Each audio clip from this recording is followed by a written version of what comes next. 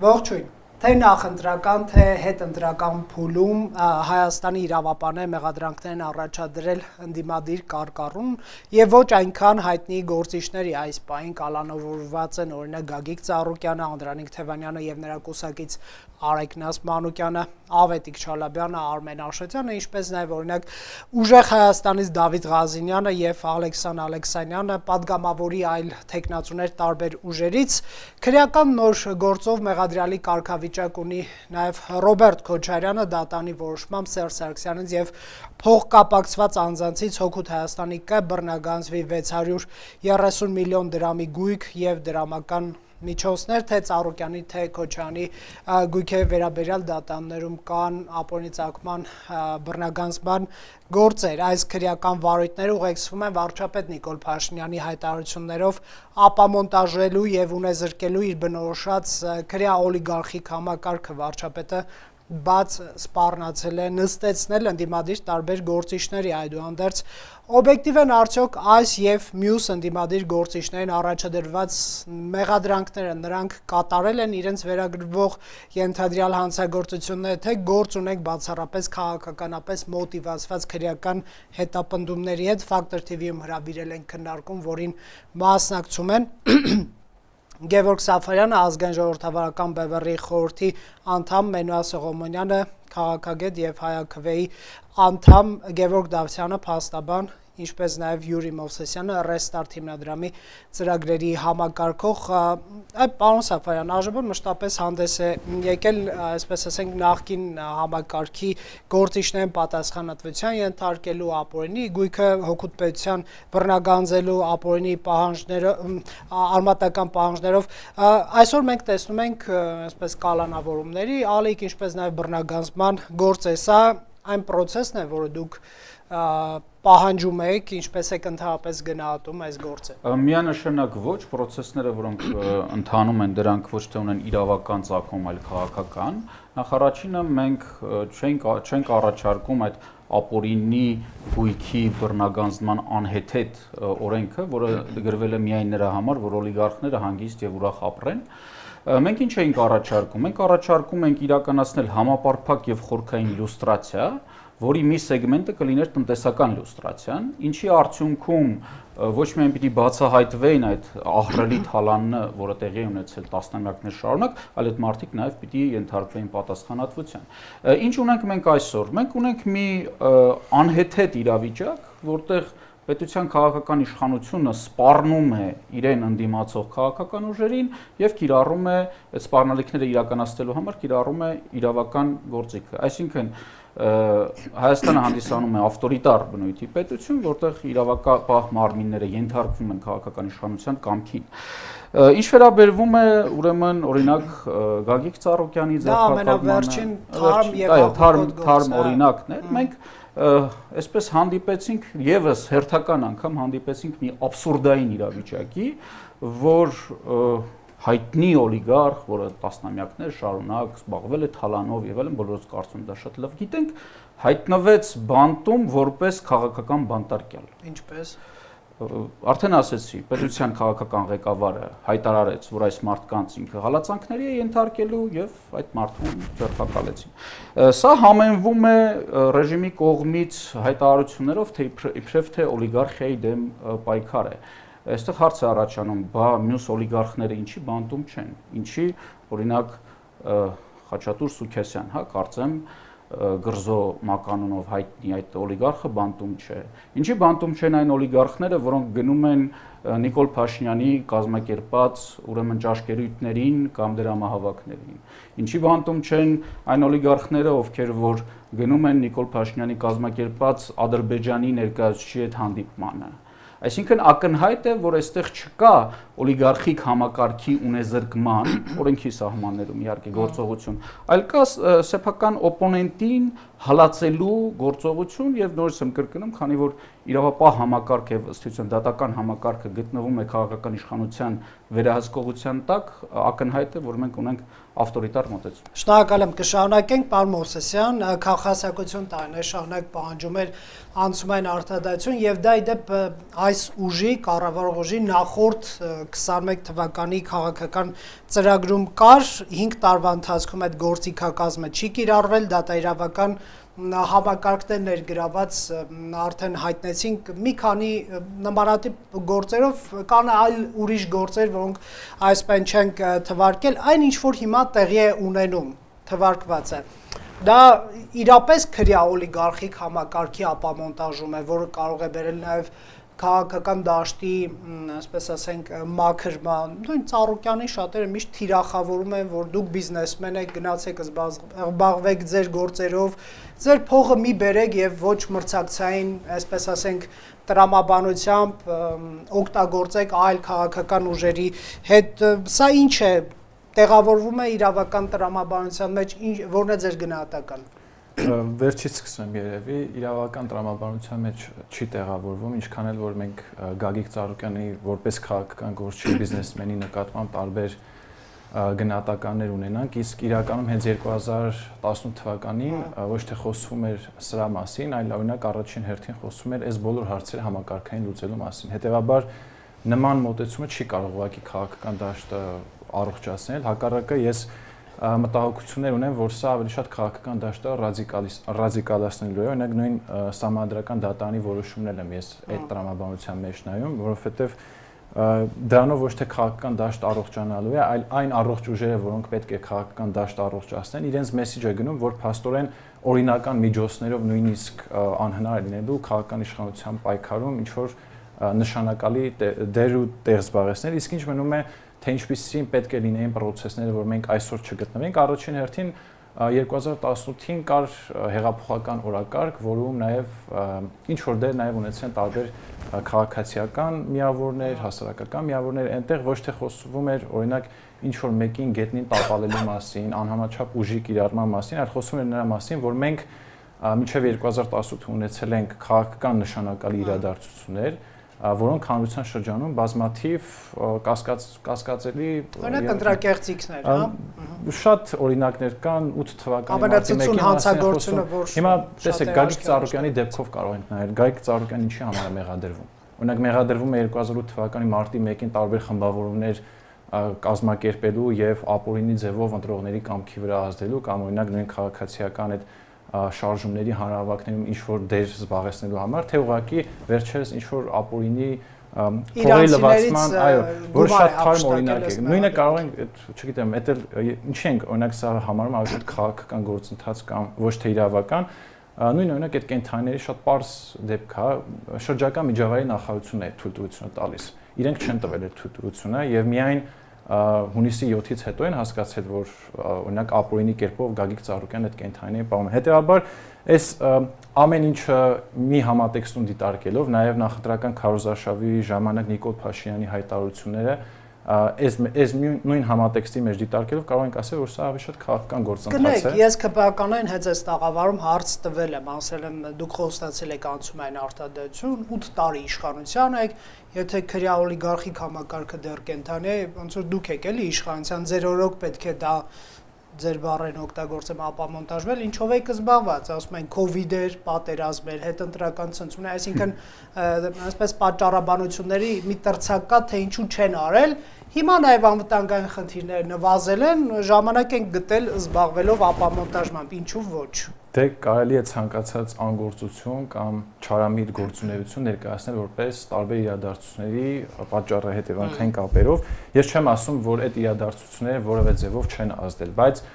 ես խորապես կասկածում եմ այն քաղաքական կամքի վրա, որ քաղաքացիական պայմանագիրը ունեցել է, օրինակ նույն 2018-ին իմ նշած իրադարձությունների վերաբերյալ իրավաքաղաքական գնահատական տալու համար։ Ու դա ոչ թե պետք է այնպես լիներ, որ ովքեր ինչ որ մեղավորություն էին, բոլորին պետք է գետնին տապալեին, անհամաչափ ուժ կիրառեին, այլ որոշ դեպքերում նաև պետության հետ պետք է հաշտություն կնքվեր։ Ինստիտուցիոնալ պրոցես լիներ, հա, այո, որովհետև տեսանելի բոլորին մենք դա չենք տեսել հենց սկզբից, որովհետև 2018-ին ոչ COVID կար, ոչ պատերազմ կար եւ այլն, եւ կրկին այդ նույն հայտարարություններն ենք տեսնում, որ ասֆալտին ենք պարկեսնելու եւ այլն եւ այլն, այսինքն ինստիտուցիոնալ հստակ քայլերը փոխարինվել են քաղաքական խոսույթով, որի նպատակը ավելի շատ եղել է սեփական իշխանությունը պահելը։ Շնորհակալ եմ, կվերադառնամ արձագանք ձեր ասած օրինակին։ Եկեք զսպեք ձեր փոքր արձագանքությունը։ Ակնհայտ է, որ այդ պատճառաբանությունները սուտ են, որովհետև այդ գործընթացները չեն էլ սկսել։ Դրա այդ անցումային արդարադատության մասին օրենքներ չեն էլ սկսել փորձել մշակել եւ այլն։ Այսինքն COVID-ը կամ պատերազմը տեղ կապ չունի, երբ որ դու այդ հայացակարգը չես դնում, չես գրում թղթի վրա, ակնհայտ է որ դու չես ուզում դա անես։ Կվերադառնանք հիշեք ձեր խոսքը, պարոն Սողոմոնյան, իշխանությունը արդեն նշեցինք, պնդում է, որ այս process-ները իրավական նպատակ ունեն քրեա օլիգարխիայի դեմ պայքարելու։ Ձեր գնահատմամբ, նաև որպես քաղաքագետ, սա կբերի դաշտի առողջացման այն ուժերը, որոնք ավելի քաղաքական ուժեր են, միգուցե դաշտի ազատագրման, հա, եկեք այդ բառը օգտագործեմ, օլիգարխներից ազատագրման արդյունքում ավելի լավ շանսեր ունենան զբաղվել քաղաքականությամբ, չէ՞ որ եկեք խոստովանենք փողը անհամաչափություն է ստեղծում նաև քաղաքական process-ներում այն գործիչները, ովքեր փող չունեն, բայց ունեն քաղաքական գաղափարներ, միգուցե ոչ մրցունակ են դառնում, թե դուք սա կդիտարկեք որպես պոտենցիալ հակաիշխանական օջախների դեմ պայքար, ինչ եք կարծում, խնդրեմ։ Եթե օրինակ ասենք այս նախընտրական շրջանում, երբ որ նայում ես կուսակցությունների կատարած ծախսերը, օրինակ այդ ծախսերը համեմատում ես, տեսնում ես, որ քաղաքացիական պայմանագիրը ամենաշատ ծախսեր կատարածն է, օրինակ ասենք այդ դրոնների հայտնի շոուն Երևանյան երկնքում, որ պետական բյուջեից փոխանցումներ էր տեղի ունեցել ու ոչ մեկ դրա մասին ոչ մի պատասխան չտվեց, հասկանալի է, որ այստեղ խնդիրը շատ փող ունեցող քաղաքական գործիչների կամ կազմակերպությունների։ Մի բան հարցնեմ, ուղղակի զուտ հարցի տեսքով, քանի որ դրոնների մասին խոսեցիք, իսկ դուք ունեք հստակ փաստեր, որ այդ դրոնները կազմակերպվել են բյուջեի հաշվին, թե ոչ։ Չէ, դրա մասին եղան այսինքն երբ որ դուք մի բան հայտարարում եք, կարծում եմ պետք է դրա տակ ունենաք հստակ փաստեր։ Կարելի է առնվազն ասել, որ հանրային լսարանը այսպես մոտը չի, որ այսպես հանեն։ Եթե թղթերը ձեր մոտ չի ու դուք հստակ աղբյուրներ չունեք, կարծում եմ առնվազն հանրային լսարանում դրա մասին հայտարարել որոշակի խնդիր կա։ Պարոն Դավթյան, եկեք պարոն Սողոմոնյանը ավարտի, անմիջապես հետո դուք եք կարող եք եւ հարցնել, որ այս խնդիրը առաջանա, ոչինչ, լավ, եկեք դրոնների վրա ես հիմնվում եմ մամուլի հաղորդագրությունների վրա, որի հետ կապված որևիցե բան չհերկվեց կամ թեկուզ թվերի հետ կապված ֆինանսների, բայց դա մի կողմ դնենք։ Այստեղ խնդիրը նրա մեջ է, որ ինչպես իմ զրուցակիցը նշեց, քաղաքական դաշտը ռադիկալացնելու, ես ավելին կասեմ, այստեղ ոչ միայն ռադիկալացնելու, այլ ընդհանրապես քաղաքական դաշտ չթողնելու, քաղաքական դաշտը ամայացնելու, քաղաքականությունը վերացնելու մասին է այստեղ խոսքը, որովհետև քաղաքականությունը ինքը պոլիտիկան որպես այդպեսին, որ եղել է, ստեղծվել է այդ հասկացությունը, որ կա, բնութագրում է մասնակցություն, բնութագրում է դա նշանակում է, որ խոսքի միջոցով, փաստարկների միջոցով, գաղափարների միջոցով հարցերի լուծում։ Այս պարագայում այստեղ մենակ խնդիրը փող ունեցողների հարցը չէ։ Բայց այդ դեպքում օրինակ, այնենք թարմ օրինակ, 3 լուր ունենք, որ Երևանի պետական համալսարանից 4 դասախոս է ազատվել առանց որևէ հիմնավորման, որից օրինակ քաղաքական գիտությունների դոկտոր պրոֆեսոր, ասենք Խաչիկ Գալստյանն է մեկը, մյուսը դոցենտ Ալեն Ղևոնդյանն է, մյուսը Ռուբեն Մելիքյանն է, Շուշան Վարդանյանն է արվեստաբանության ամբիոնից։ Այս մարդիկ էլ բան չեն, փողի հետ կապված ինչ-որ փող ունեցող մարդիկ չեն, որ մտել են ու այս մեր երկիրը այսպես քանդում են։ Չէ, այստեղ ցանկացած օջախ ազատամտության, որը իրենից վտանգ է ներկայացնում, ցանկացած օջախ, որից որ վտանգը զգում է իր իշխանությանը, այս մարդը պատժում է։ Այստեղ խնդիրը այդ ամեն ինչը իրագործում է պատժելու համար։ Ու ես չեմ ուզում որևէ մի դեպքի փաստական հանգամանքներին մատով կպնել, խորանալ, Ծառուկյանի հետ կապված կլինի, թե ինչի հետ կապված, բայց ես ունեմ մի այսպիսի տպավորություն, որ շատ դեպքերում հանցագործները կարող են հանցանք գործել ու ազատ մնալ այնքան ժամանակ, օրինակ եմ ասում ես, հա, որից մեկի բանով չեմ ասում։ Ազատ մնալ այնքան ժամանակ, քանի դեռ չեն սկսում զբաղվել քաղաքականությամբ։ Հենց սկսեցին զբաղվել քաղաքականությամբ, միանգամից բացահայտվում է, որ այս մարդիկ ինչ-որ հանցանքների հետ կապված բաներ ունեն, հանցագործություն ունեն կատարած։ Ու ամբողջ իրավապահ համակարգը կարծես ավելի այդպես կենտրոնացած է հենց քաղաքական գործիչների։ Պարոն Սողոմոնյան, իշխանականն ես այս հարցը տալիս եմ, ինչպես է ստացվում, որ այսպես է ստացվում, նրանք ասում են հանցագործները, ենթադրյալ, իրական եւ այլն,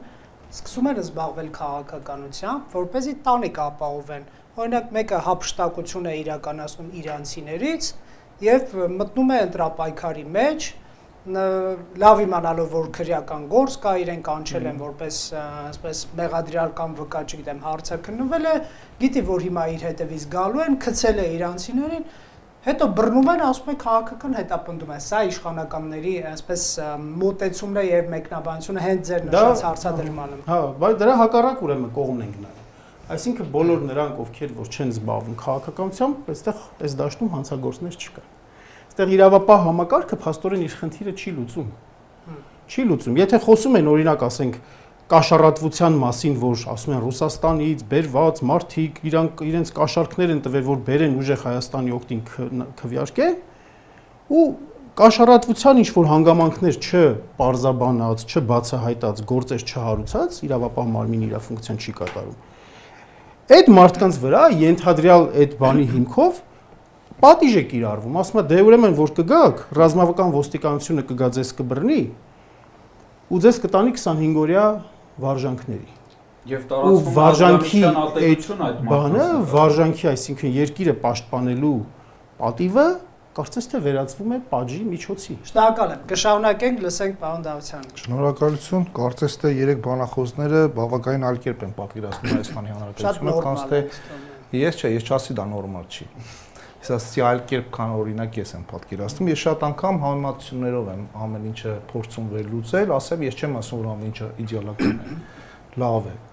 բայց ես միշտ համեմատում եմ մեկը մյուսի հետ։ Ես միշտ համեմատում եմ նախքան հեղափոխությունը, շատերը ասում են, շատերը չէ, իմ կարծիքով քչերը դա հեղափոխություն չէր, իշխանափոխություն էր։ Նրանք տարանջատում են, ես իրապես համաձայն չեմ իմ բանախոսներից գրեթե ոչ մեկի արտահայտած այն մտքի հետ, որ այնպիսի իրավիճակ է Հայաստանի Հանրապետությունում ստեղծվել, որ բոլորը անխտիր իրենց քաղաքական հայացքների համար ենթարկվում են հետապնդման։ Ես ավելին ասեմ, քաղաքականությունը շատերը օգտագործում են որպես անվտանգային երաշխիք։ Քաղաքականությունը շատերը օգտագործում են փող աշխատելու միջոց, որպես բիզնես։ Այ դա է պատճառը։ Համամիտ եմ, որ 2018 թվականից հետո անկախ նրանից որ ուժն է իշխանության եւ տվյալ դեպքում քաղաքացիական պայմանագիրը բավականին խոստումներ էր տրվել եւ այդ խոստումները շատ դեպքերում դանդաղել էր, այդ թվում նաեւ դատաիրավական համակարգում, ինչի արդյունքում մենք ունենք բավականին լուրջ խնդիրներ եւ բավականին լուրջ դժգոհություններ։ Այնուհանդերձ 18 թվականից հետո ունեցանք պատերազմ, ունեցանք 21 թվականի ընտրությունները եւ հանրությունը կարծում եմ որևէ մեկ այստեղ առնվազն բանախոսներից չի վիճարկում այն փաստը, ըստ իս դա արդեն իսկ հաստատված փաստ է, որ հանրությունը վստահել է նորից այս իշխանությանը։ Եկեք գանք։ Հավաստիացնում եմ վիճարկողներ կան։ Ձերի գործընկերներ դուք խոսում եք, ես ապահովում եմ, որ շատ բարի, եթե դա ձեր իրավունքն է, երկրորդը դուք քաղաքական ուժեր ներկայացուցիչներ։ Երկրորդը մենք ականատես եղանք նաև 2026 թվականի հունիսի 7-ին եւ նախընտրական եւ հետընտրական եւ նաեւ ընտրության բոն տեղի ունեցած process-ն եւ էլի հանրությունը վստահեց։ Եթե այդ վիճարկում ենք 700 քանի 720,000 օրինակ։ Գիտեք, մեր թեմայի շրջանակում մնան քաղաքական թե քրեական հետապնդումները։ Իրապես ես իմ կարծիքով այդ հարցերի պատասխանը ես կարծես թե տվեցի, որ քաղաքականությունը շատերը օգտագործում են որպես անվտանգային երաշխիք։ Դուք ինքներդ այդ հարցին ըստ հարցի ձևով նաև տվեցիք բանախոսին, որ ասի կատարվում է օրինակ որոշակի ոչ իրավաչափ արարք, ես չեմ ասի դա հանցագործություն, որովհետև չունեմ դատականակ, առավել եւս ես որպես փաստաբան եմ հանդես գալիս, բնականաբար այս ընթացքում անձը կարող է կատարել որևէ արարք եւ հետագայում այդ արարքը քողարկելու եւ այդ արարքը ավելի պաշտպանված լինելու համար որոշակի քաղաքական գործունեությամբ զբաղվի։ Դրա համար էլ հանրության մեջ այն կարծիքը կա, որ քաղաքականությունը շատ բացասական ձևով է ընդունում եւ իրապես շատերը քաղաքականության մեջ մտնում են միայն մեկ նպատակով, ինչ նպատակով՝ փող աշխատելու եւ փողերը պաշտպանելու նպատակով։ Պարոն Դավթյան, մի հարց տամ, օրինակ վարչապետը երբ որ հրապարակային ասում է նստելու եք եւ այլն, կարող է դա, ասենք, 1,500,000 մարդու սրտով է Հայաստանի Հանրապետությունում, հա? Դա սրտով է, որովհետեւ բոլորն ուզում են, որ այդ մարդը նստի, նրա կառավարման ժամանակ տեղի ունեցել սա։ Այդ վարչապետի խոսքը արդյոք չի կարող ուղղորդել դատախազության, չգիտեմ, քննչական, դատական մարմինների ներկայացուցիչներ, որ վարչապետը կոնկրետ անձանց անուն է տալիս եւ ասում է դուք նստելու եք։ Արդյոք նորմալ է, երբ որ երկրի ղեկավար ասում է նստելու եք։ Միգուցե նա ասի արդարադատությունը գալու է ձեր հետևից, չգիտեմ։ Բանը չէ։ Տեսեք, Չէ, նստելու եք շատ ճիշտ պատասխան։ արդարադատությունը երբ գնում է, կարող է դատել ըստ արդարացիության։ Ընդհանրապես պետք է ինքը չհասի այդ մասին, էլի։ Տեսեք, Լավ, լսեք, ստերիլ միջավայրում չեք ապրում ամեն դեպքում։ Ես որևէ մեկին չեմ արդարացնում, անկախ նրանից ով է, ով վարչապետն է, թե մյուսն է, կան քաղաքական հայտարարություններ, որոնք շատ դեպքերում որոշակի ըստ էության ավելի կոոպիտ եւ հնչեղ են, իրապես որից կարող է նաեւ կաշկանդվել համապատասխան կառույցներով։ Թող պարոն Ծառուկյանը իզների, ես անմեղության կանխավարկած չեմ ուզում խախտել, բայց նա կարող է իրոք կատարել են ինչ որ իրեն մեղադրում են, հա, վերագրում է, կարող է, բայց վարչապետի խոսքը արդարացնի է բարդ, ասածս դա, ես տեսեք, եւ պարոն Ծառուկյանի խոսքը եւ նախընտրական ընթացքում եթե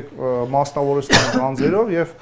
պարոն Ծառուկյանի խոսքը, երբ որ այդ վանդակային խոսակցությունը տեղի ունեցավ, դրան եղավ նաև էմոցիոնալ պատասխան քաղաքական հայտարարության տեսքով, բնականաբար դա շատ վիրավորական էր եւ ավելին ասեմ, ինչպես դուք ասեցիք, շատ շատերի նաև սրտով էր հակառակ արձագանքը վարչապետի կողմից, դա ոչ միայն կախված է դրանից, որ քաղաքական այդպիսի խոսույթ էր ներկայ նախընտրական քարոզարշավի ընթացքում, այլ նաև կախված է դրանից, որ հանրությունը տարիներ շարունակ ունեցել է դժգոհություն այս կամ այն օլիգարխից։ Որտեղ նայեք, իմ համար մի քիչ զարմանալի է, երբ որ այսօր մենք տեսնում ենք որոշակի,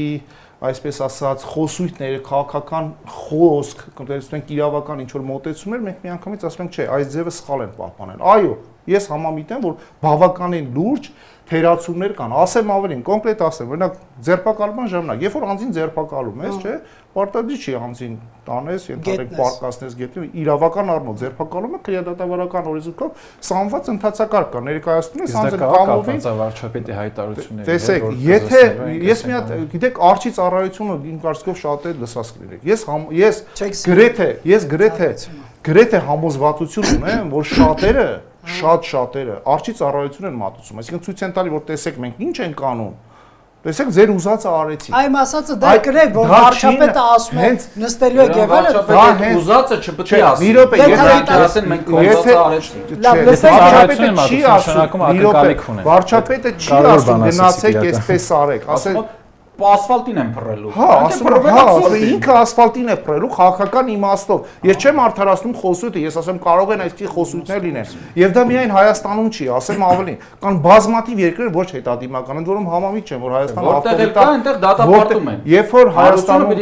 որ այսօր Հայաստանում հանրությունը կարողանում է իր ազատ խոսքը արտահայտել, իր ազատ կարծիքը արտահայտել, եւ դրա համար նա չի ենթարկվում հետապնդման։ Կար խոսույթ, որ դուք ասեցիք, երբ որ մտնում եք քաղաքականություն, հետապնդման են ենթարկվում։ Ես այդպեսի դեպք օրինակ չեմ տեսել։ Եթե դուք օրինակ եք բերում, օրինակ Գագիկ Ծառուկյան, բերում եք ավելի շատ այնպես հարուստ մարդիկ, որտեղ ժամանակի ընթացքում, ներողություն, որտեղ ժամանակի ընթացքում նման մարդկանց ավտոշարասյունների կողքերով, եթե մեկը փորձեր անգամ ազդանշան տար, կներեք իմ կարծիքով շատ դեպքեր լսած կլինեք, թե ինչ է լինում։ Տեսեք, խոսքը նրա մասին է, որ այստեղ այնպիսի տպավորություն, որ այնպես է ներկայացում Հայաստանի Հանրապետությունը, կարծես ամեն անկեղծությամբ եմ ասում, արդեն սկսել եմ համեմատել, կարող է մենք իսկապես Հյուսիսային Կորեայում ենք ապրում։ Այսինքն այդպիսի իրավիճակում ենք ապրում, էլի։ Իմ համար զարմանալի է այդ հանգամանքը, որ մենք դժգոհում ենք այն process-ներից, որ միշտ դժգոհել ենք դաժե մինչև 2018 թվականը։ Մենք ինքներս, ես ինքս ասելով անձնապես ինչն եմ, նայեք, ես հիմա որպեսզի ավելի շատ այսպես ասած ժամանակը փորձեմ ավելի ողջամիտ օգտագործել, մենք այսպեսի մի խնդիր կարճ ամփոփեք, որ պարոն Սաֆարյանը ընդհանուր առմամբ համեմատության մեջ բավականին լուրջ փոփոխություններ կան բոլոր ոլորտներում։ Կաղում է նաև իրավական համակարգը լիիրավ համաձայն է։ Ու շատ դեպքում արչի ծառայություններ, այդ թվում դատական համակարգն է կաղում, որովհետև վերջին հույսը մարդու դատական համակարգ է։ Ինչ է, ուզում էիք այլ կերպ լինել, այսպես մի հատ խոսույթ ասեմ։ Կներեք, վարակույրների ետևում մարդկանց հետապնդեին, հանրային չլիներ, մարդիկ չիմանային, մենք էլ չգայինք ասեինք, ինչու են sense ձերբակալել, ինչու են այնպես ձերբակալել, ինչպես կատարվում էր մինչև 2018 թվականը, բազմաթիվ այդպիսի դեպքեր կան, այդ դեպքերը այնպես չի իմ խոսքն է, այդ դեպքերը քրեական գործերով հաստատված հանգամանքներն են։ Լսեք, պարոն Սաֆարյան, տեսեք, ես ներողություն եմ խնդրում, տեսեք, շատ կարճ ասեմ, իսկապես ես չեմ ասում լավ է, ես ասում եմ համեմատած ավելի լավ է։ Դա չի նշանակում լավ, այդ ձեր ասածը դրան էր վերաբերում։ Դուք ասում եք շնորհակալություն ինչու այնպես չէին անում, իսկ դուք տեղյակ եք, որ դեռևս այսպես ասած 90-ականներին, 2000-ականներին մարդիկ էին լինում, երբ որ պայդեզներում ուղակի կներեք այս խոսույթի համար, ուղակի ծեծվում էին ու որևէ մեկը դրա մասին չէր իմանում։ Լսել եք Հիմա նման ես դեպքեր։ լսել եմ, որ ծեծվում են, իմանում են, Իսկ հիմա ներեգություն ծեծում են, այսպես ասած, օրենքի տարին համապատասխան, եւ մենք կարողանում ենք գալ ձեր տաղավար եւ բարձրաձայնել եւ ստիպել, որ մարդկանց իրավունքները հարգեն, այդ թվում այն մարդկանց, որոնց իրավունքները խախտվել են։ Նախ ես Սաֆարյանի լսողներից հերթի չեմ, ես ծեծվողներից եմ։ Ահա, Ինչ վերաբերում է Տոնածառի գործով եւ ոչ միայն։ հանցագործ Նայեք, ճանաչված Գևորգ Սաֆարյանը։ ինչ վերաբերվում է համեմատությանը, հա, այ իշխանությունները միշտ համեմատում են նախկինների հետ։ Նայեք, նախկինները դա մինուս անվերջություն։ եթե ինձ նկատեք, ես իշխանություն Չէ, իշխանություններին, իշխանության ներկայացուցիչներին։ Նախկինները մինուս անվերջություն էին, նրանց կառավարումը։ Հիմա ներկաները ասում են, գիտեք ինչ, նայեք, մենք մինուս անվերջություն +1 ենք։ Մինուս անվերջություն +1-ը եւս մինուս անվերջություն, այսինքն ոչինչ չի փոխվել։ Եվ այստեղ հարցը առաջանում, այդ դեպքում մինուս անվերջությունը եթե անգամ միլիոն գումարենք, ինքը մնում է մինուս անվերջություն։ Ինչ էր պետք անել։ Պետք էր անել հեղափոխություն, այսինքն արկա համակարգը ամբողջությամբ ոչնչացնել եւ սկսել 0 կետից։ Կներեք, ես ձեր հետ հնարավոր չի արկա համակարգ ամբողջությամբ։ Բոլոր հեղափոխությունները այդպես են։ Չկա այդպես։ Կներեք, ես շարունակեմ։ Այ դուք ասեցիք իսկ արդյոք հեղափոխություն է եղել, թե իշխանապողություն է եղել, միանշանակ եղել է իշխանապողություն, այլ ոչ թե հեղափոխություն։ Որ մի բարձ, այսպես լակմուսի թուղթ։ Կներեք, էլի հպանցիկ հարց է, դուք 2018 թվականի հեղափոխությանը մասնակցել եք։ Չէ, բանտում է այդ ժամանակ։ Ինքը հեղափոխությունից հետո դուրս Դա չունի որտեղ եք։ Բայց մասնակցել եք Դուք մասնակցել եք թե չէ։ Մասնակցության ձևը ոնց պիտի լիներ։ Այսինքն ձեր ձայնը արտահայտելը, որ դուք կողմ եք, որ դուք 2018 թվականի հեղափոխություն, որը պիտի լիներ եւ չեղավ, դրան ես մասնակցել եմ ընդհանուր մինչեւ 2018 թվականը, բարձրացնելով իմ ձայնը։ Բայց եկեք մեր թեման շատ չհեռանանք, էլի։ Նայեք, մի պարզ օրինակ ավտորիտար բռնատիրական իշխանությունների դեմ ապստամբած Սասնա ծռերը 18 թվականից հետո հայտնվեցին բանտում, իսկ այդ նույն ավտորիտար իշխանությունը հայտնվեց ազգային ժողովում։ Եթե դուք եւս մեկ այդպիսի հեղափոխություն աշխարհում տեսել եք, ասեք ես եմ անում։ Նայեք, խոսք է գնում նաեւ իշխանության ներկայացուցիչները ձեր միջոցով մեր հետ խոսում են, եւ շատ հետաքրքիր ինչ են ձեր միջոցով խոսում, այլ ոչ թե այստեղ կանգնած։ Կարող եք դիտել այսօրվա իշխանական падգամավորներից մեկի հարցազրույցը, այս հարցը իմ հարցը ռետորական է, Եթե չեմ սխալվում, Ֆակտոր TV-ին բազմաթիվ անգամներ հրավիրում են։ Մենք բոլորին հարցը ռետորական է, միտքը ասացիս իմաստը նա է, որ նրանք խուսափում են մեր հետ բանալու։ Մենք չենք հրավիրել, անկեղծ ասեմ, այս քննարկմանը չենք հրավիրել, բայց մյուսներին Բայց այդ խուսափումը ակնհայտ է, սրա մասն էր խոսքը։ Բայց նրանք ինչ են ասում, ասում են ավարտեմ, էլի, ավարտեմ։ Բազմաթիվ անգամներ, անգամ ընտրությունների ժամանակ դուք ինքներդ կանգնել եք հնարավորություն։ Բազմաթիվ անգամներ չեն, մենակ ընտրությունների ժամանակ։ Բայց եկեք Ես հմայքում եղել եմ բացառապես թեմայի շրջանակում մնանք խնդրում եմ։ Նայեք, այդ մոտեցումը, որ իշխանությունները ունեն, թե եթե մարդը հանցագործություն է կատարել, ինչ էական է նա քաղաքականությամբ զբաղվում է, թե չի զբաղվում։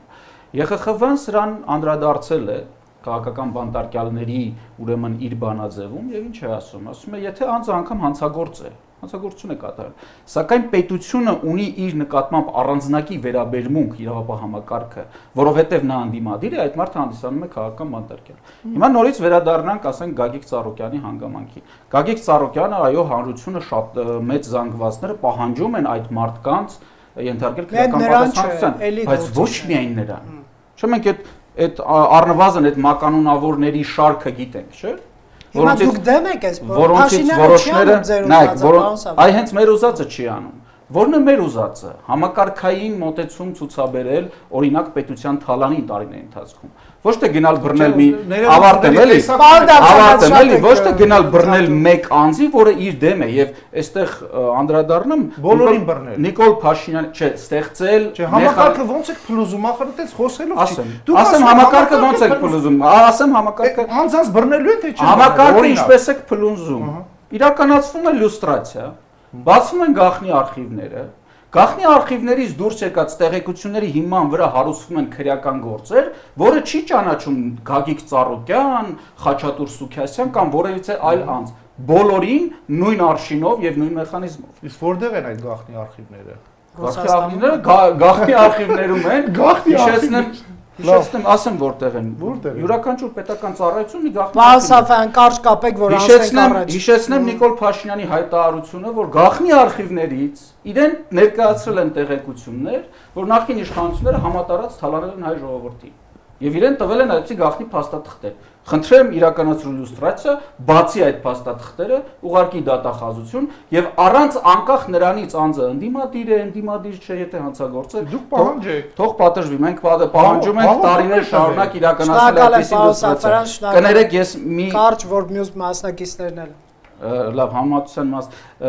այստեղ հարց առաջացավ իշխանությունների գործողությունների վերաբերյալ փաստեր կան արդյոք օրինակ դրոնների եւ այլնի վերաբերյալ։ Չէ, բայց դրոնները եկեք բան Չէ, դրոնների մասին չի խոսքը, փաստերի։ Նայեք, իշխանության գործունեության մեջ առկա խնդիրները նաեւ 30 Եվ ոչ միայն իշխանության։ Չէ, նախ եւ առաջ։ Եկեք տարբերակում։ Չէ, նախ եւ առաջ պետական խոսքը չի գնում կուսակցության, այլ պետական գործիչների եւ կառույցների կատարած հանցագործությունների փաստերը նաեւ տարիներ շարունակ մենք չենք ունեցել։ Ինչի, որովհետև մենք չունենք օպերատիվ հետախուզական հնարավորություններ այդ փաստերի հետևից գնալու, բայց մենք տեսել ենք դրանց հետևանքները։ Եվ հանրությունը, երբ որ բարձրացնում է իր կասկածները, օրինակ, որ ծախսվել են պետական բյուջեից, այդ պետությունը պիտի հանրությանը ապացուցի, որ այդպես չի եղել։ Ոչ թե հանրությունը ապացուցի, որ այդպես է։ Շնորհակալ եմ, պարոն Սաֆյան, տեսեք, պարոն Մովսեսյան, ընդդիմությունը խոսում է շինծու քրեական գործերի մասին, բայց մյուս կողմից էլ իրավապահները ներկայացնում են, չգիտեմ, ձայնագրություններ, գույքի յուրացման կամ, չգիտեմ, լիազորություններ, ասենք չարաշահման մեղադրանքներ։ Այդ ո՞նց է անցնում այդ սահմանը, չէ՞ որ եթե ես զբաղվում եմ քաղաքականությամբ ու հատկապես ընդդիմադիր եմ, ինձ մեղադրանք առաջադրվեց, առաջին բանը որ անելու եմ, ասեմ դա քրեական հետապնդում է եւ իդեպ պարոն Ծառուկյանին այսքան որ խոսում ենք, իր բանտից ուղերձում չկար որևէ մեկնաբանություն իրանցիներից հափշտակելու այդ մեղադրանքի հետ կապված եւ ԿՊԱ-ականները այստեղ ասում են, այ տեսեք, մարդը քաղաքականացնում է անգամ իր մեղադրանքի մասին բանտից իր ուղերձում որևէ բան չի այտնել։ Որն է քաղաքական հաշվեհարդարի եւ իրավական process-ի սահման։ Այ իրականում իմ նման մարդկանց համար հենց այդ խնդիրն է, որ շատ դժվար է հանրության հետ հաղորդակցության իմաստով, որովհետեւ եթե ավելի հստակ լինեմ, ես այնպես չի, որ հիմքերի վրա եմ կասկածում, այսինքն այն, որ ես կասկածում եմ, որ Գագիկ Ծառուկյանին ձերբակալելու համար կարելի է հազարավոր հիմքեր գտնել, դա դեռևս չի նշանակում, որ այն ինչ որ անում է քաղաքական մեծամասնությունը կոնկրետ այս դեպքում քաղաքական մոտիվացիաներ չունի։ Եվ հենց Գագիկ Ծառուկյանի նման գործիչներն են, որ շատ հեշտ թիրախ են, որովհետև նրանք խոցել են հանրությունը առնվազն նրանց նկատմամբ ունի հստակ ձևավորված վերաբերմունք ու դա օբյեկտիվ է, որովհետև նույն Գագիկ Ծառուկյանի հանրության մի մաս է, ես կասեմ նույն 2018-ին հանրության շատ մեծ մեծամասնությունը հենց նաև այս այդ քրեաօլիգարխիկ համակարգն է մերժել, որովհետև այնպես չի դրանք հնարված ինչ որ բամբասանքների մակարդակում երևույթներ են եղել Շատերն են տեսել, թե Գագիկ Ծառուկյանի նույն թիկնապահները ինչպես են վերաբերվում մարդկանց, հատկապես ակտիվ քաղաքացիներին, շատերն են զգացել, թե ինչպես է Գագիկ Ծառուկյանի նման գործիչ օրինակ բիզնեսներ խլում եւ այլն, բայց դա չի նշանակում, որ Գագիկ Ծառուկյանին ձերբակալելու որոշումը պետք է լինի քաղաքական մոտիվացիաներով ու շարժառիթներով, հատկապես երբ որ ամենաբարձր մակարդակում հնչում է շատ ոչ վայելուչ արտահայտություններ, ընտրությունից հետո սա ենք անելու եւ հետո նաեւ անդրադառնալով որ դուք ասում եք որ ոչ համաչափ ուժ է կիրառվել եւ այլն ու ասում եք արչի ծառայություն է մատուցում հենց այդ ավտորիտար համակարգի ամենատենց փայլուն օրինակներից մեկն է երբ որ իրավապահ համակարգը սկսում է ոչ թե արչի ծառայություն մատուցել այլ հստակ ակնկալիքներ ունի քաղաքական մեծամասնությունից դրա համար ցուցադրական ցույց են տալիս այ որ դուք հայտարարեցիք սա մենք սա արեցինք հետեւաբար կարող ենք տեսնել նաեւ պաշտոնի առաջխաղացումներ եւ այլն եւ մյուսը չէ բայց ես ձեզ չեմ ընդհատել ես ձեզ ընդհանրապես չեմ ընդհատել որպեսզի ձեր բոլոր բաներին արձագանքեմ խոսքին։ Ասում եք բոլորը Պարոն Դավթյանը դիմեցիք, պարոն Սողոմոնյանը մեզ կների։ Ձեր խոսքից հետո կարձագանքեք, հետո պարոն Սողոմոնյանը։ Մյուսը ասում եք բոլորը անխտիր չեն ենթարկվում, այսինքն նկատի ունեք, որ միայն օրինակ օլիգարխիկ համակարգի ներկայացուցիչներն են ենթարկվում, այսպես ասած ոչ համաչափ ուժի եւ այլն։ Ցավոք սրտի, եթե գոնե դա լիներ, մենք կարող ենք միայն այդ հարցը քննարկել, բայց հենց սա է կոչվում, որ երբ որ դու սելեկտիվ արդարադատություն ես իրականացնում, նաև այդ արանքում տուժում են ոչ քրեաօլիգարխիկ համակարգի ներկայացուցիչ։ Օրինակ Արտուր Օսիպյանի դեպք։ Արտուր Օսիպյանը քրեաօլիգարխիկ համակարգի ներկայացուցիչ էր, թե Արցախում օրինակ տարիներ շարունակ պայքարել էր, որ այդ նույն կոռուպցիան չարմատանա։ Նույն օրինակ քաղաքացիական պայմանագիրի իր ներսի, այսպես ասած, գաղափարական ու սկզբունքային մարդկանց չի։ Օրինակ նույն Դավիթ Սանասյանի դեպքը, որ արդեն եթե չեմ սխալվում, վերաքննիչ դատարանի մակարդակում արդարացվեց։ Այսինքն, այս դեպքերը, որ մենք իրար հետ ենք դնում, սա ոչ թե քրեաօլիգարխիկ համակարգի դեմ պայքար է, այլ դրա իմիտացիա, որը քողարկված է տարբեր քաղաքական շարժարիտներ, որ այսօր ճիշտ է վարչապետը գտնում է արձակուրդում, բայց հայկական ժամանակում ոնց որ թե կեղծանունով հոդված էր գրել, որ այդտեղ շատ པարզ խոստովանություն կա, որ փաստորեն գնացել են շատ ցավոտ փոխզիջման տարբեր օլիգարխների հետ, որ մենք գծում ենք սահման։ Այսինքն մենք ոչ թե այո, այսինքն մենք ոչ թե իրավաքաղաքական գնահատական ենք տվել, ոչ թե գնացել ենք համակարգային լուծման հետևից, այլ ասել ենք Գագիկ Ծառուկյան, եթե ուզում ես դու չպատժվես, ինչը արդեն իսկ ապօրինի կարելի ասել համաձայնություն է։ Ուրեմն չպետք է, այո, ուրեմն դու չպետք է քաղաքականությամբ զբաղվես։ Այսինքն քաղաքականությամբ զբաղվելով ենք պայմանավորել որոշ քրեոլիգարխիկ համակարգի ներկայացուցիչների պատժելը, եթե այսպես շակերտավոր ասենք, բայց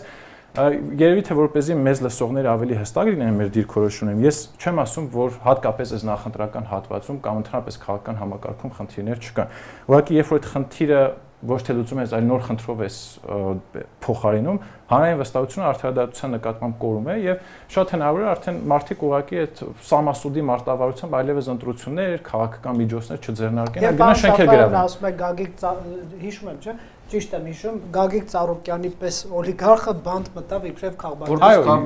իրական հենց դա է, բայց հիմա տեսեք, նույն խնդիրը, հիմա տեսեք, պարոն Սողոմոնյան խոսում է բուհերում որոշ դասախոսներին ազատելու որոշման։ Նաև իրեն իդեպ, չէ՞, պարոն Սողոմոնյան։ Այո, 2 տարի առաջ։ Ես ներկայացնում Restart հիմնադրամը, որը 2017-ից դրանից առաջ այդ որոշ ներկայացուցիչներ խոսել են բարձրագույն կրթական համակարգի կուսակցականացվածության մասին։ Ու երբեմն այո, որոշ մարդկանց որ ազատում են, ես էլ ունեմ իմ կարծիքը իրենց գործունեության վերաբերյալ, որովհետև ես ինքս եղել եմ ուսանող եւ տեսել եմ թե բուհերը նախորդ ռեժիմների պայմաններում ինչպես են քաղաքականացվել, կուսակցականացվել ամենավատ իմաստով։ Բայց երբ որ դա արվում է 2026 թվականի հունիսի 7-ի ընտրություններից հետո, ես այդտեղ հստակ տեսնում եմ քաղաքական շարժարիթներ եւ դա չի բացառում այն հանգամանքը, որ օրինակ այդ մարդկանց այլ հիմքերով կարելի է ուղղակի գնահատականի արժանացնել թե իրավական թե քաղաքական իմաստով, ու այստեղ շատ տարբեր դրսևորումներ կարող են ունենալ, նույն քաղաքական ֆինանսավորման հարցը, տարբեր կեղծ դիտորդական առաքելությունների հարցը, որ ոչ թե մենք գնում ենք լուծման հետևից, այսինքն նույն ունեք քաղաքական ֆինանսավորման հարցը, երբ որ տարբեր քաղաքացիական հասարակության կազմակերպություններ, գործող քաղաքական մեծամասնությունները եւ ընդդիմադիր ուժերին առաջարկել են հստակ կարգավորումներ, որի արդյունքում մենք կունենայինք թափանցիկ քաղաքական ֆինանսավորում։ Բայց քանի որ դա երբեմն նաեւ ձեռնտու չէ քաղաքական մեծամասնությանը, իրենք թույլ են տալիս ապօրինի քաղաքական ֆինանսավորում տարբեր քաղաքական ուժերի կողմից։ Մենք տեսանք, օրինակ, նույն այս ընտրությունների ունեն քաղաքական ուժեր, ովքեր տարբեր օրենքի բացեր օգտագործելով, սկզբից շարժում են գրանցում, հետո կուսակցություն են փոխում եւ այլն եւ այլն, մեկ էլ տեսնում ես ամբողջ Երևանում իրենց գրասենյակներն են եւ այլն։ Ես այդ երևույթներին դեմ եմ, բայց նաեւ դեմ եմ այն միջոցներում, այն մոտեցումներում, որ քաղաքացիական պայմանագիրը կիրառում է նման դեպքերում։ Պարոն Սողոմոնյան, ես հիշում եմ ձեր արձագանքի հնարավորություն, բայց շատ է ուշանում պարոն Սողոմոնյանի հնարավորությունը, ընդհանրապես ինչ ազդեցություն եք դուք սպասում այս գործընթացների քաղաքականության վրա օրինակ։ Քաղաքականության վրա ազդեցության մասին ես ասացի, որ հիմնական խնդիրը ապահովելն է մի վիճակ, երբ որ քաղաքականությամբ զբաղվի մեկ մարդ, եւ այդ մեկ մարդը լինի ինքը, ել մնացած ոչ ոք չզբաղվի քաղաքականությամբ, քանի որ քաղաքականությունը ենթադրում է մի քանիսի շատերի մասնակցություն, բայց քանի որ մենք արդեն իսկ գործ ունենք ավտորիտար ռեժիմի, որը սահուն անցում է կատարում դեպի կամաց բռնապետություն, այս դեպքում մենք չունենք պարզապես քաղաքականություն։ Գործընկերը լավ նշեց ԵԽԽՎ-ի չափանիշների մասին, որը որ շատ կարևոր հանգամանք է համարում, որ մոտեցումը լինի նույն ձևի, այսինքն խտրական մոտեցումներ չլինեն միևնույն արարքի նկատմամբ կամ միևնույն արարքը կատարողների նկատմամբ։ Դե մեկ ընդհանրապես այս քրեական պատմություններին գործեր մեղադրանքներին պետք է դիմադիր գործիչներ նման մեղադրանքներ չառաջադրվեն, թե ձևին, չգիտեմ։ Բնականաբար ես պատասխանեմ որ դու Բնականաբար թող լինեն, եթե կան հիմքեր, թող լինեն։ Ուղղակի հիմքերը շինծու չստեղծվեն, հա, օրինակ ասենք Բագրատ Սրբազանի դեպքի նման խոսակցությունը ապրիորի, այսպես ասած, խոսակցությունը ապօրինի գաղտնալսված եւ այլն, չդառնա կամ մոնտաժված, չդառնա հիմք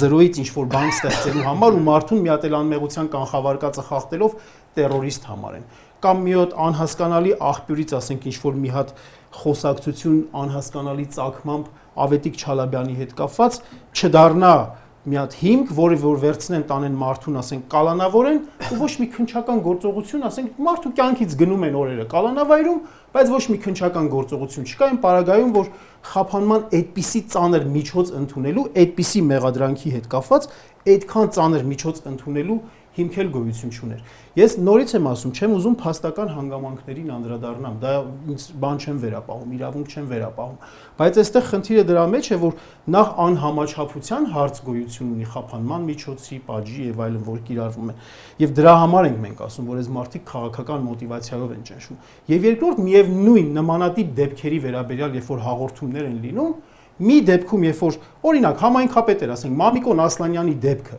որ երբ որ դու նայում ես այդ դեպքը իրան մեղսագրվող արարքը, վարչական ավելի շատ այսպես պատժի, տույժի ավելի շատ, ինչ որ բան կարող է լինել, եթե այդ ամեն ինչ իհարկե ապացուցվեր նորմալ հավուր պատշաճի, բայց այդ մարդը 2 տարի 7 ամիս նստեց կալանավայրում, հողերի չգիտեմ ինչի հետ կապված, 2 տարի 7 ամիս նստեց, բայց բազմաթիվ ասենք ԿՊԱ-ական համայնքապետերի վերաբերյալ հաղորդումները լինում են, մամուլում կոնկրետ, ասենք դրանց հետևից ոչ ոք չի գնում, ոչ մի քննություն չի իրականացվում։ Ես կարող եմ օրինակներ էլ օրինակ։ Պարոն Դավթյան, հիշեք այս դեպքերը, եթե չեք ավարտել, կարող եք ավարտել, հետո խնդրեմ։ Եկեք ես նախ անդրադառնամ Կներեք, բայց ընտրողական արդարադատության մասն է, պարոն Սողոմոնյանը խոսում։ Իդեպ ընտրությունների փուլում տեսանք ինչքան կալանավորումներ եղան, ընդդիմադիր տարբեր գործիչների։ Օրինակ ներողություն շատ կարճ ասեմ, էլի ասենք Տավրոս Սափյանի վերաբերյալ, էլի այդպիսի իշխանականներ կան կալանավորվել են, քաղաքացիական պայմանագիր կուսակցության իշխող մարդկանց բարձր պաշտոն։ Չէ, նկատում է ընտրական։ Մամուլում քանի այսպես հաղորդում գնաց, չէ՞։ Սահելյանի անեն, որ ասենք խտրական Տավրոս Սափյանի գործունեության հետ կապված կամ Գյուլագարակի համայնքապետի հետ կապված մամուլում բազմաթիվ բաներ են գնացել։ Դրանց հետ կապված որևիցե գործընթաց, ասենք, չի եղել։ Հիմա ես նայում եմ, ինչ եմ հասկանում։ Մի դեպքում, եթե ընդդիմադիր է, ուրեմն գործընթաց սկսենք, եթե իշխանամետ է, ուրեմն գործընթաց հանրությունը ամեն ինչ տեսնում է, ես սկզբից այո, բայց պարոն Սողոմոնյանի մտքին էլ կանդրադառնամ։ Այո, իհարկե կանդրադառնամ, տեսեք, համամիտ եմ, այո, երբ որ արժի ծառայություն եմ ասում, դա ավտորիտարիզմի նշաններ են։ Միանշանակ համամիտ եմ ձեր հետ, դրա հետ անխոս վիճելու հարց չկա։ Դա չի նշանակում, որ իրավական պետությունը բացարձակ իմաստով յուրաքանչյուր տեղամասում արկա է։ Այսինքն իրավական պետությունը դա այսպես ասած տարածքի ու ժամանակի պես բան միշտ ձգտում ես հասնել։ Տեսեք, դա կան գծեր։ Այո, համաձայն եմ, որ այդ խնդիրները կան եւ դրա մասին բարձրաձայնում են ոչ միայն դուք, նաեւ ես եմ բարձրաձայնում, բոլորս ենք բարձրաձայնում, հանրությունն է բարձրաձայնում, անգամ իշխող ռեժիմն է բարձրաձայնում, որ ասում են մեզ պետք չի արժի ծառայություններ մատուցել։ Դրա մասին է խոսքը, որ համակարգային փոփոխությունները նաեւ կամաց պետք է մտեն նաեւ իրավական համակարգ եւ չլինեն այդպիսի արժի ծառայություններ։ Այսինքն հրահանգ չէ, պարոն Դավթյան, ինչի են օգտվում մատուցված ծառայությունները։ Սակայն դա չի նշանակում, որ մենք քայլ առաջ չենք։ Նորից եմ ասում, եթե մենք քայլ առաջ չլինենք, մենք այսօր այստեղ ուղղակի այսպես չէինք բան, այսպես ասած թեման քննարկենք եւ ասենք։ Ինչ վերաբերում է ներողություն Սողոմոնյան չէ, ձեր ազգանուն մասին։ Ընտրովի արդարադատության մասին, որ իշխանականներ օրինակ բանտերում չհայտնվեցին նույն ընտրական ենթադրյալ հանցագործությունների վերաբերյալ։ Իհարկե կա այդպիսի օբյեկտիվ ընկալում, կարող է նաև այդպես է լինի, որ կարող է օրինակ մեկի նկատմամբ ավելի բարվոք պայմաններ լինի, մյուսի նկատմամբ վատ լինի, բայց ես համամիտ չեմ, որ օրինակի համար իշխող կուսակցության անդամների նկատմամբ այդպիսի վերաբերմունք չի դրսևորվել։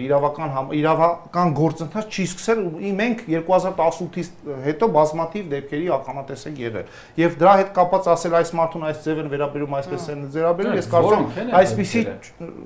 մեկ նախարարներ ազատվեցի, եթե չեմ սխալվում, էկոնոմիկայի նախարարի նկատմամբ քրեական գործ արվեց, եթե չեմ սխալվում։ Բանկերոկյանի նկատմամբ Դավիթյան, բայց մեր ասած հենց այդ քաղաքական շարժարիտներով են։ Դրանք քաղաքական շարժարիտ։ Մենք ամեն ինչի տակ կարող ենք քաղաքական շարժարիտ դնենք։ Ես կարող եմ որևէ պաշտոն օրինակ զբաղեցնել, հետագայում որևէ բացահայտման հետևանքով ասեմ ինձ ենթարկել են քաղաքական հետապնդման։ Դա իմ ասած հենց ամենասկզբի հարցի պատասխանն էր։ Ինչ վերաբերում է օրինակ այս պարագայում օրինակ Արտուր Օսիպյանին, տեսեք դուք արդեն հանրային լսարան նետում եք մի այսպես ասած տվյալ, որպես հաստատված փաստ։ Ես չեմ ասում այդպես չէ, օրինակ դուք ասում եք Արտուր Օսիպյանը Արցախի համար բավականին լուրջ գործընթաց է սկսել, մասնակցել է ինչ-որ պրոցեսների։ Դուք ասում եք մի բան, որպես փաստ եք ներկայացնում։ Օրինակ ես որպես հանրային լսարանի մարդ, ես անձամբ օրինակ Արտուր Օսիպյանի նկատմամբ, ես անձամբ օրինակ Google-ով անգամ արհեստական բանականության միջոցով փորձել եմ հասկանալ ինչ գործողություններ են նա իրականացրել։ Անկեղծ ասած որևէ փաստական տվյալ դեռ չի բերվել։ Բայց դա եթե այդ գործողությունը շարունակի օլիգարխի համակարգի որպես տեղյակ սասում եմ։ Մի րոպե։ Եկեք այսպես ասենք, մենք դատարանում չենք, այստեղ վկայից ուսմունքի խնդիր չկա, որպես ապացույց դիտենք։ Մենք մարդը, որը գիտի, կարող է պնդել։ Ես չեմ ասում այդպես չի։ Ես ասում եմ, հենց դա է խնդիրը, որ մենք այդ հանգամանքը երբևիցե չպետք է մեկը մյուսին փոխկապակցենք։ Դուք ինքներդ եք ասում, եկեք իր կատարած այն։ Ես նկատի ունեի, որ նա օլիգարխի համակարգի ներկայացուցիչ չի, բայց հետապնդվել է, ես դա նկատի ունեմ։ Դա հենց դա նշանակում է, որ տարբերակված մոտեցում գոյություն չունի։ Հենց դա է նշանակում, ասկա բոլորին անհամաչափ նստում է կապակցվածությունը, որտեղ ամեն ինչ եղել է հանրային։ Այդ մարդը մոտեցել է վարչապետ Կոչեցյալի հետ զրուցել է, վարչապետի պաշտոնը զբաղեցնող անձը այդ մարդուն վիրավորել է, որի իրավունքը չունի, եւ նրա հրահանգով նրա հրահանգով այդ մարդուն զորսակալել է։ Եթե այդ անձը որպես պատշաճ սուբյեկտ գտնում է, որ իրեն վիրավորել է վարչապետը իրեն վիրավորել է, կա օրինական գործիքակազ։ Ես այդ անձի իրավունքները չեմ պաշտպանում։ Ես որպես քաղաքացի բնութագրում եմ պետության ղեկավարի գործողությունը։ Դու որպես որևէ կազմակերպության անդամ շատ հանգիստ կարող եք պայքարել, որպեսզի հետագայում նման երևույթներ չկա։ Այո, մենք եւ հենց հիմա այստեղ պայքարում ենք դրա։ Բայց եկեք միակողմանի դա չնայենք, եկեք հակառակ կողմն նայենք, որ ո՞րն է այդ կողմը։ Մյուս կողմի վարքը ինչպես է դրսևորվել այդ ժամանակ։ Մենք բոլորս տեսել ենք այդ մյուս կողմի վարքը։ Եւ դուք ցանկանում եք, որ ես այդ վարքը իմայի ցույց դնեմ, այս եթե խնդրեմ կարող եք բանանել այդ Հիմա չկա մեկ համար, որովհետեւ շատ տեսել է, շատ լավ զգացել է, ես համաձայն եմ, որ քաղաքական խոսույթում կան շատ կոշտ եւ կոպիտ բառամթեր, բայց դա անպակաս է նաեւ եւ ընդդիմության եւ շատ մարդկանց հասցեն եւ սոցիալական հարթակներում, ասեմ ավելին, ինչու օրինակ իմ գնահատմամբ իրավական ոլորտում ինչու է որոշակի առումով այդպիսի բարդ process-ներ տեղի ունենում, որը որոշակի առումով այսպիսի քննարկումների առիթ է դառնում։ Այն անձնավորությունը, որը հասարակության մեջ ունի որոշակի կշիռ եւ ազդեցության փոփոխություն, իրապես քաղաքականության մեջ եւ ընդհանրապես իրավական համակարգումների նույնպես այդ մարդու վրա ուշադրությունը ավելի է կենտրոնանում։ Ինչու՞, որովհետեւ այդ մարդը ազդեցություն է ունենում հանրային շահի վրա։ Այսինքն, տեսեք, հնարավոր է, որ նույն խոսույթը օրինակ օգտագործի մի հասարակ քաղաքացի, որը որևէ ազդեցություն չունի եւ նա մնա աննկատ, բայց չի նշանակում, որ նա այդ արարքը չի կատարել։ Դա կլինի վարչական, իրավական եւ այլն։ Սակայն դրա հետևից կարող է չգնալ եւ մենք վաղը մյուս օր կհայտնենք որևէ տաղավարով եւ կասենք, տեսեք, այս մարդը այսպես է արել։ Մենք դրա հետևից չեն գնացել, բայց այս մարդը հանրության վրա ազդեցություն չի ունեցել եւ դրա տեղեկատվությունը չի եղել։ Օրինակ, հանցանք է կատարել, նրա հետևից պիտի գնան։ Ինչու են նախաքննական մարմինները հրապարակումներ անում, օրինակ զայնագրություններ են հրապարակում, օրինակ որևէ մեկի մոտ հարց առաջացել, ինչու են իրենք անում։ Գաղտնիությունը իրենց ձեռն է, չէ՞։ Ուզենք հրապարակենք, ուզենք չեն հարկա։ Օրենքը կարծես թե մի րոպե, թողեք ավարտեմ։ Օրենքը իրավունքը ունի, օրենքը չունի։ Օրենքը սահմանափակում չի նախատեսում, իրավունքը ունի բազիս, հանրային պահանջ։ Բայց եկեք դեմած շատ չէ, մարդու անձնական կյանքի անձնամխելիության իրավունքը ոտնահարելու հիմք չի։ Պարոն Սաֆրյան, թող միտքս ավարտեմ նորից եմ ասում, երբ որ գաղտնը լսում է հրապարակվում, դա հրապարակվում է ինչ որ մի բանի հակադրման, որպեսզի հանրային կարծիքը հակառակը չձևավորվի։ Հանրային կարծիքը հիմք չի մարդու անձնական կյանքի անձնամխելիությունը ոտնահարելու։ Նայեք, հեն հարգելի գործողությունը կարող է շատ բան ուզենա։ Որոշակի քրեական գործեր, այնպես կարծես ինքը այդ քրեական գործերին ամբողջությամբ ծանոթ է եւ արդեն կայացել է ցալեք ներկայացնում։ Չէ, դուք ինքներդ եք ասում, ասում եք օրինակ Ասլանյանը վարչական ողջություն։ Ասում մաքսիմում կարող է լսեք պարոն Սողոմոնյանին, լսենք ինչ է ասում։ Չէ, բայց դուք խնդրում եմ, էլի։ Պարոն Սողոմոնյանը իր տպավորությունը Պարոն Սողոմոնյանի դաշտ գնդակ եք նետել, լսենք։ Պարոն Սողոմոնյանին, հետո Մովսեսյանին։ Ես ներկայացրեցի պարզապես այդ մոտեցումը, իմ ասածը դրա մասին էր, որ պետք է լինի հավասարաչափ մոտեցում, ոչ խտրական մոտեցում։ Հա, բայց դուք պետք է մեկ իմանաք, որ կարողանաք հավասարաչափությունը հավասարության նշան եք դնում պետական մարդու եւ ոչ պետական մարդու միջեւ։ Դուք տուժել եք,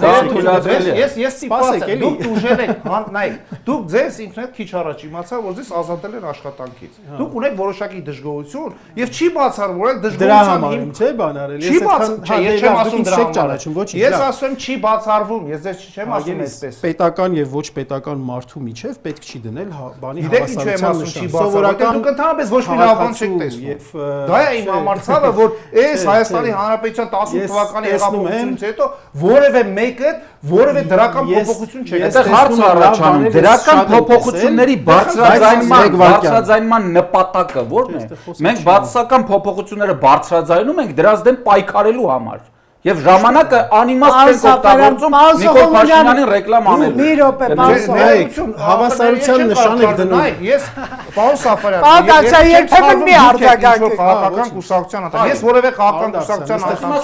չեմ։ Չէ, բա ինչ է նշանակում Նիկոլ Փաշինյանի գովթխանով։ Ես երբեք Նիկոլ Փաշինյանի գովթխանով ես անգամ հայցեր ունեմ պետության դեմ այսօր։ Լավ բաների մասին խոսելու դա կլինի Նիկոլ Փաշինյանի գովքը։ Պարոն Սողոմոնյանի համար է, որպեսզի մենք պայքարենք հորի երևույթին։ Պարոն Սաֆարյան հասկացեք։ Ես կարծում եմ, որ այս քննարկումը նրա համար չի նախ, որ ցույց տանք, թե ով ավելի այդպես համոզիչ էր, ով կրեց, ով չկրեց, ով պարտվեց։ Մենք խոսում ենք խնդրի մասին։ Խնդրի մասին բանենք, տարբեր տեսակետներ ներկայացնենք, համեմատենք ինչ որ չափանիշներով առաջ լավ էր, վատ էր, հիմա մի քայլ առաջ է, ինչա։ Խնդիր ենք տեսնում, այո, պետք է այդ խնդրից խոսենք։ Եթե նշում եք օրինակ այդ գաղտնալսումների արտահոսքերի վերաբերյալ, ու այդ գաղտնալսումների արտահոսքի հիման վրա խախտելով անմեղության կանխավարկածը պետական մարդուց, բարձրացիչյան պաշտոնյայից դու լսում ես դրանց հիման վրա գնահատականներ, դավաճան, չգիտեմ ինչ, կամ ասենք փող բանանող, շորթող, գողացող, թալանչի եւ այլ այդ բաների հիման վրա դու չի կարելի էլի այդպես մարդկանց սովորական հասարակ քաղաքացուն եւ վարչապետին դնել նույն բանի վրա, ասել, բայց քանի որ քաղաքացին ասում է, ուրեմն վարչապետին էլ է կարելի ասել, չէ, հենց վարչապետի առանձնահատկությունը դրանում է պետական գործ չի, որ ինքը պետք է առաջին հերթին անմեղության կանխավարկածի դրույթը մասնավորապես եմ ասում, հենց առաջին հերթին իրեն է վերաբերում, որ ինքը պետության ներկայացուցիչը պետք է պահպանի։ Պարոն Սողոմոնյանի ասացը գիտեք որն է, ավելի լավ չի գողերը, թալանչիները հանցագործներ միանգամից նստեն բանտ առանց պոպուլիստական եւ բարձրագործ հայտարարությունների։ Ես ուզում եմ պարոն Մովսեսյանին հարցնել։ Ես ճիշտ ասած ուզում եմ արձագանքել։ Չէ, բայց դուք շատ եք խոսել, պարոն Մովսեսյանը համեստորեն լսում էր։ Ավելի լավ չի մենք տեսնենք դատավճիռներ, չգիտեմ, մարդիկ կոնկրետ նստեն, այս թվարկածը սանձանցից եթե կան հանցագործներ դատարան որոշի նստեն, հա, եւ մենք չտեսնենք քաղաքական իշխանության կողմից մեկնաբանություններ, որոնք ընդհանրապես այս քրեական վարույթների հարուցման հիմքերը դնեն կասկածի տակ։ Ինչ եք դուք մտածում եւ կարող եք ասել այն ինչ որ ծրագրել եք։ Տեսեք, եթե մենք ունենայինք շատ այնց բարեփոխված իրավապահ դատական համակարգ, գուցե ես այդ քաղաքական խոսույթի նկատմամբ այդքան էլ բացասական վերաբերմունք չունենայի ու համարում եմ, որ քաղաքական համակարգը ծերիլ չէ, ինչքան որ շատերը մեկնաբանում են։ Նորմալ է, որ օրինակ նույն վարչապետը կամ այլ քաղաքական ուժերի տեխնացուներ հայտարարում են, որ եթե մենք գանք այս ինչ կոնկրետ գողու ավազակները նստել դա քաղաքական խոսույթ է, բայց տեսեք, երբ որ 2018-ից հետո պետք է սպասվեին բարեփոխումներ, որ արդեն իրավապահ համակարգը, դատական համակարգը այնքան անկախ լինեին, որ իրենք ինքնավար ձևով գնային այդ գործընթացներին եւ վարչապետի որևէ հայտարարություն դա հիմք չծառայ։ Մենք ասենք դե նորմալ է, վարչապետն էլ քաղաքական ուժի ներկայացուցիչ չէ, կարող է քաղաքական հայտարարություններ անել։ Բայց չի կարող այդքան համընկնումներ լինել, ինչպես ասում են, երբ որ ցանկացած հայտարարությունից հետո տեղի է ունենում իրավական գործընթաց, այդ իրավական գործընթացը արդեն դառնում է քաղաքական գծիկ իրավական, այսինքն քաղաքական հայտարարություններից հետո հետևում են քաղաքական գործընթացներ, ուղղակի իրավական մեկնաբանություններով։ Ես հենց այստեղ եմ խնդիրը տեսնում, բայց այդ համեմատության նարատիվին անպայման ուզում եմ անդրադառնամ։ Ես առնվազն եթե վերջին մարդկացից եմ, մյուսների փոխարեն չեմ ուզում խոսել, որ չեմ կարող ուղղակի համեմատել մինչև 2018-ի իրադարձությունները ու դրանից հետո տեղի ունեցած իրադարձությունների հետ, բայց օրինակ ես չեմ պատկերացնում, եթե օրինակ 2018-ից հետո ես ամեն օր խոսեի, որ ինչքան դրական բաներ են լինում, ինչքանով դա արդյունավետ կլիներ Հայաստանում, օրինակ ժողովրդավարության կայացման տեսանկյունից։ Ես կարծում եմ, որ այդքան է չէ, ու կարծում եմ հենց քաղաքացիական հասարակության կամ ընդդիմադիր նաև քաղաքական ուժերի դերը նաև նրանում է, որ բացթողումների մասին խոսեն, որտեվ հիմա օրինակ հանրային պահանջ կա, որ օրինակ տեսեք խոստումներ են տրվում, չի կատարվում։ Հիմա օրինակ իմ եւ գուցե այլ գործիչների դերը այս տեսանկյունից որն է, ավելի շատ խոսել խնդիրների ու լուծումների մասին, թե ամեն օր ասել, այ տեսեք, օրինակ ինձ այսօր չեն սպանում զուգարան։ Բայց նաև ձեր այս խոսույթի հանրային լեգիտիմությունը ինչու է բարձր, որովհետև հենց գործող քաղաքական մեծամասնությունն էր խոստացել 2018-ից հետո, որ այդ դեպքերին լինելու են իրավաքաղաքական գնահատականներ։ 2018-ից հետո ինչու Ես է օրինակ ձեր կարծիք իմ կարծիքով 2018, 19, 20, 21, 22, 24 քաղաքական քաղաքացիական պայմանների շատ ներկայացուցիչներ ասում են պետք է իրենց փռենք ասֆալտին, պիտի այսպես անենք, բայց իրավական գործընթաց չէր հետևում։ Ավելի լավ չէր հետևեր իրավական գործընթացը։ Հիմա սկսել է հետևել։ Էլի ասում են չէ։ Ներողություն, սխալ չընկալվի, ես չեմ արդարացնում։ Չէ, բայց դուք հարց տվեցիք ու պատասխանեցիք։ Եթե հարցը ինձ էր ուղղված, ես չէ, պետք է պատասխանեմ։ Հիմա տեսեք, այ որ դուք ասում եք մյուս ուժերն էլ են այդ խոսույթը գեներացնում, ես դրա հետ համաձայն եմ։ Օրինակ ես հիշում եմ 2018-ից հետո շատ մամուլի միջոցով ատելության լուրջ խոսույթ կար, բայց ինչու՞ չէր այդ ժամանակ գործող քաղաքական մեծամասնություն գնում նրանց հետևից, որովհետև չուներ իշխանությունը պահելու խնդիր։ Օրինակ այն ժամանակ, երբ որ քաղաքական մեծամասնության ասում են, որ կոնկրետ նաև արտաքին ու ապօրինի ֆինանսավորում գործող խմբեր թիրախավորում են քաղաքացիական հասարակությանը, դե իրենք ասում են դե նորմալ է, պետք է մեկ-մեկ հայհոյեն, պետք է մեկ-մեկ բռնության հետ, սա քաղաքականություն է, իրենք ներկայացնում են իրենց փորձը ինչքան դժվար են հասել այդ քաղաքական իշխանություն, որովհետև ունեն 80% լեգիտիմություն։ Այն ժամանակ որևէ քայլ չկար։ Հետո շատ լավ հիշում եմ 18, 19, 20 թվականներին։ Ես կարող եմ մեկ օրինակ էլ բերել։ ԿՊԱ-կաններ լռում են։ Մեկ պապիկ Մեսի բնկալումը կարող է։ Չէ, տեսեք, մեկ պապիկ օրինակ Նիկոլ Փաշին ասում է, այս զանգվածային լրատվության միջոցներ կա, ամեն օր ձեր մասին վատ բաներ են ասում, ինչու չեք փակում։ Ասում են դե խոսեք, դե թող խոսեն։ Այսինքն նկատի ուներ, որ իրանք ինչքան շատ խոսեն, իր լեգիտիմությունը, հանրային պահանջը, որ այդ նախկինները ինչ վատն են եւ թող Նիկոլ Փաշինը մնա, այդ նարատիվը ավելի կենսունակ է լինի։ Բայց երբ որ արդեն դու ունես քաղաքական իշխանությունը պահելու խնդիր, նաև հենց այդ անձանց ապօրինի ձեր նշած արարքների պատճառով դու արդեն սկսում ես մեկ այլ ուղով գնալ։ Սկսում ես նրանց, չգիտեմ, տարբեր անհամաչափ ձևերով ճնշել եւ այլն, հանրության ցույց տալու կամ բավարարելու որոշ ակնկալիքներ, որ մենք պայքարում ենք, բայց դա չի ստացվում։ Բայց դե հավատացեք, արդեն երկրորդ եւ երրորդ նախագահների չափ պաշտոնավարում է գնացել, այսինքն ինչքան Սերժ Սարգսյանին ենք մեղադրում, որ բուհերը կուսակցականացվել են, նույնիսկ Նիկոլ Փաշինին կարող ենք մեղադրել օրինակ արդարադատության համակարգը ձևախեղելու համար։ Այսինքն այդ ժամանակամիջոցը արդեն իսկ որոշակի լեգիտիմություն է հաղորդում այն նարատիվին, որ չի կարող անվերջ շարունակվել, ասենք, դե իրավապահ համակարգը լավ չի աշխատում։ Եթե այսօր նայենք, թե այդ իրավապահ համակարգի ներկայացուցիչներից, օրինակ նույն դատավորներից քանիսն են նշանակվել կոնկրետ այս քաղաքական մեծամասնության պայմաններում, ՍԴ-ի պարագայում, նույն ՍԴ-ի պարագայում, վերաքննիչ դատարան եւ այլն, հակակոռուպցիոն դատարան, մենք այսինքն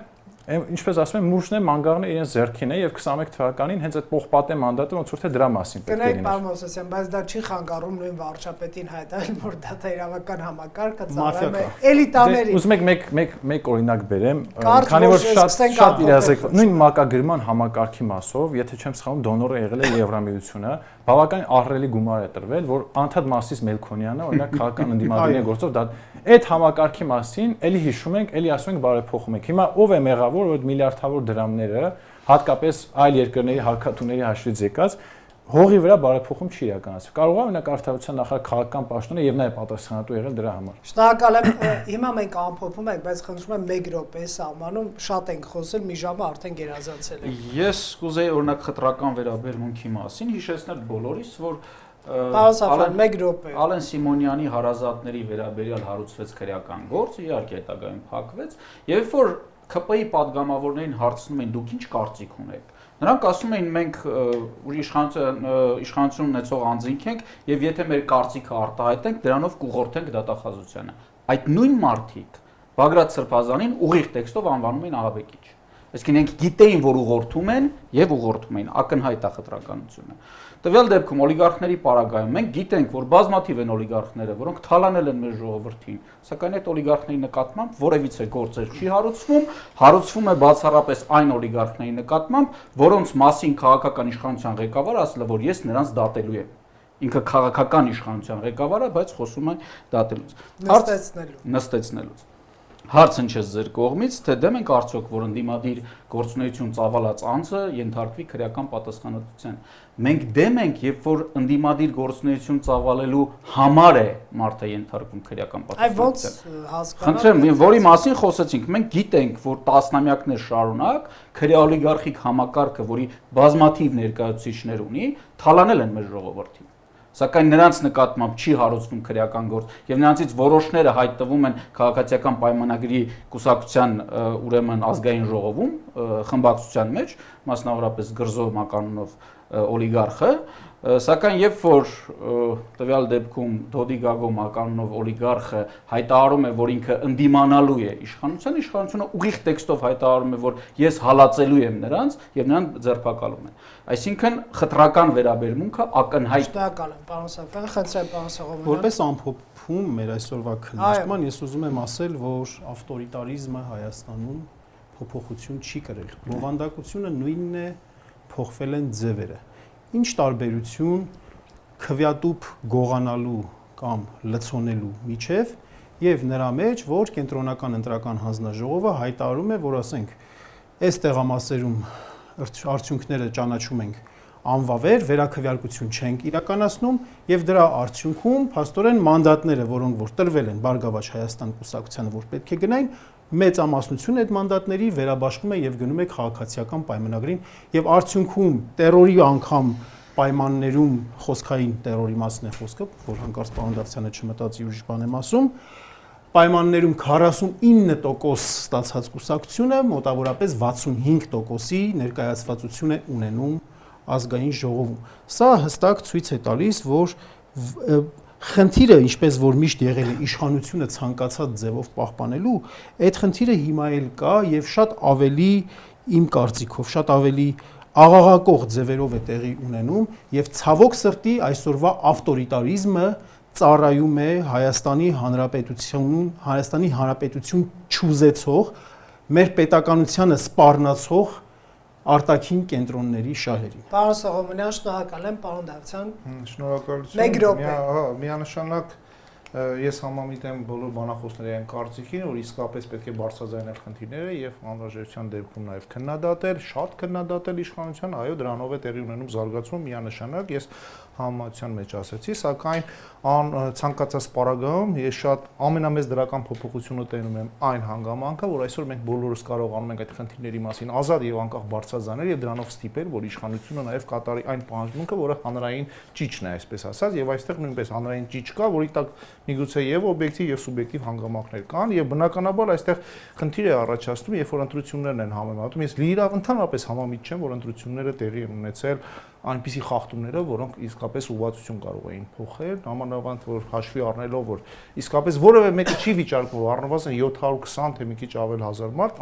ամեն դեպքում իր քվեն տվել է գործող իշխանության։ Վիճարկում ենք։ Հա, ներողություն, դուք երկրորդ անգամ եք ասում, այսինքն դրանք տեղի են ունեցել կեղծիքներով, եթե վիճարկում եք որևէ դիմում հայտ չեք ներկայացել, ես ձեզ ուղղակի խորհուրդ կտայի ժամանակին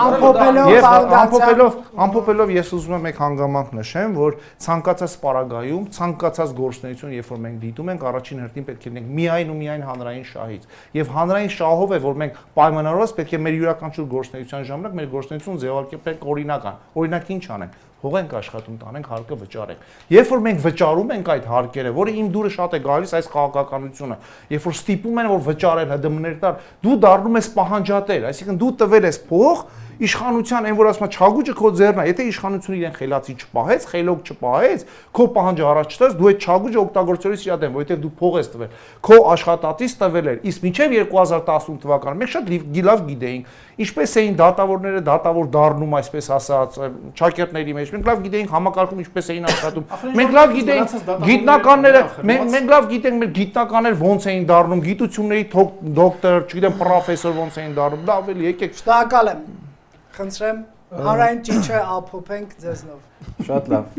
Ամփոփելով ասեմ, որ պարոն Դավթյանը այն ինչ որ մատնանշում էր, ես միանշանակ կողմ եմ, որ ընդհանրապես մինչև 2018-ը, արդեն 2018-ից հետո էլ բոլոր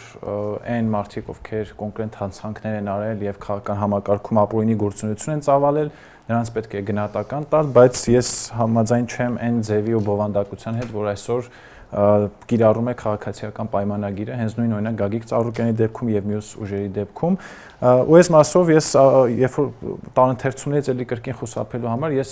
կրկին չեմ ասում, որ ընտրական գործընթացները կամ քաղաքական համակարգը նույն վիճակում է, ինչպես օրինակ 2018-ից առաջ էլ, իրականում նաև հենց այս խոսույթն է մարդկանց վանում հիմնական ընդդիմադիր քաղաքական ուժերից, բայց